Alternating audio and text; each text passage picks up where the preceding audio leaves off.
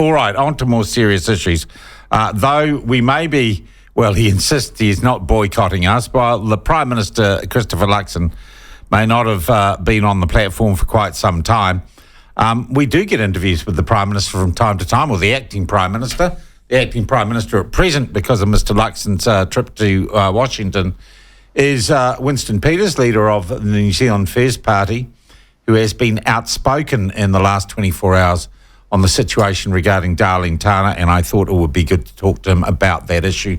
Mr Peters, good morning to you. Thank you for joining us. Good morning. Darleen Tana is out of the Green Party. They fired her. She left saying that she's done nothing wrong. She doesn't expect this. She doesn't accept this lawyer's report. She's now an independent MP. What do you think should happen next, given that the proportionality of Parliament has been changed? Well, she should be standing down and leaving Parliament. This is a circus because we've had over 115 days of someone being paid who should be in Parliament, who's never there and has not been there. We've had $42,000 of taxpayers' money going to the inquiry into the issue itself, and that has not resulted in the public seeing the report.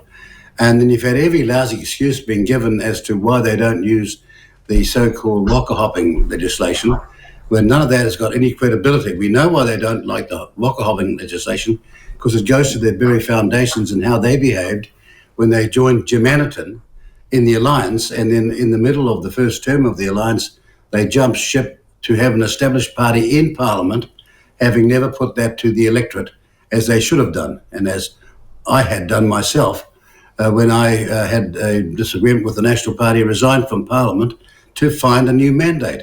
So to say that they find it a hard rat to swallow, it means that the rat that they're trying to swallow is their own rat of non-accountability to the public on electoral matters. Mr Peters, so you are clearly in that statement saying the onus here is on the Green Party to take action. The ball is essentially in their court. They are the only party in Parliament that can invoke the waka jumping legislation as it stands. That's correct, and there's a procedure. But what we've had is parties who accept the MMP system first came in 1996 as an electoral matter, was voted on in the referendum in 1993. That's a long, long time ago. And you think after all this time they'd understand the prescription. MMP is about proportionality. They got a proportion of the votes, and rightly or wrongly, they are deserved to have that proportion in their Parliament as their representative statement. But they're now going to be one short, and they've had such a circus of changes going back to Kerikeri, who walked off, if you recall, no consequence. Meki Whaitia walked off from the Leah Party to the Green, to the National, to the Māori Party, no consequences. And on it goes. And round about then, the public starts to lose a sense of belief in the electoral system itself.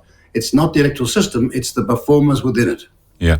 The truth is, though, with the Green Party, Mr Peters, the more trouble they get in, the wackier their MPs get, the more people say they support them in political polls. It's a really strange inverse phenomenon, isn't it? Well, you might say that, but I have said, and I did it in my first speech back in the budget debate, was saying to them, if you think that this is your high point, you got it all wrong. You're going to be on your tumble now, and it happened very tragically, of course. Within a few days, Professor Collins sadly died, which was a tragedy. But in every other thing around them, they have shown that they are not prepared after all these years, having started under the name Values in 1972, to be in any cabinet, because they don't show the experience or the judgment or the commitment to the hard yards that you must put in to be a government. What about Darleen Tana? She could quit, she could resign. And look, I think on some level, you in particular, Mr Peters, are one who has railed against the mainstream media or if you like, the power structures of the day, labelling you criminal or saying you've done something wrong. You're someone who sticks around and fights for their reputation. Isn't that what Darleen Tana is doing? She's saying, I'm not going to be convicted by some paid shill lawyer for the Green Party. I haven't done anything wrong. I haven't lied the way they said they have, and I'm going to stay and fight. Well, yes, but in our case, in our most recent case of the dirt from the mainstream media and the main and the a rotten part of the civil service, so to speak, because we were attacked by the serious fraud office without a shred of evidence whatsoever. And it took 2 court cases, one at the verge of the court, 29th of September 2020, for us to knock them over then. And then they went to court, we knocked them over then, and then they appealed and we knocked them over then. They spent $4.2 million. Yeah. But we put the money up to take them on. Yeah. And that's the part that nobody gives you any credit for. It makes me annoyed in the extreme because it means that your resources are being dwindling because you're being unfairly attacked. In her case, nothing of the sort is happening. Well, she hasn't been charged with a crime, right? They have kicked her out on the grounds that she lied at candidate selection. And she denies that. She says she did not have the knowledge or the connection with her husband's business. And at the moment, all we have is an undisclosed report by someone who happens to be a lawyer to back up what the Greens are claiming. She has a right to box her corner, doesn't she? Well, she has a right to box her corner, excepting you've got people who were working in conditions which are not in any way compliant with our industrial relations laws and how you treat a workforce, who are saying otherwise. They're saying, no, you were doing the payroll, you were there, claiming that you were no part of it, and it happened in your absentia and it was all being handled by your husband, is bullshit. You've got too many witnesses who are saying otherwise, and that also is part of the inquiry that the Green Party put together. But the problem with the whole thing is just the delay. It's been colossal. Yeah. All right, so who really... There are 2 ways out of, from your point of view, 2 ways out of this. Tana resigns or the Greens invoke the waka jumping.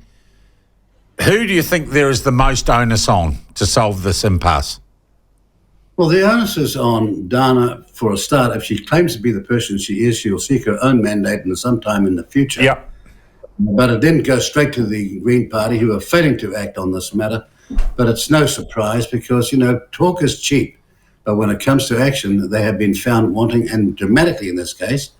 And then they're going on the main TV and mainstream radio and news and making all these sorts of defences. Excuse me, they had someone who was there claiming an academic qualification which was spurious. Oh, yes.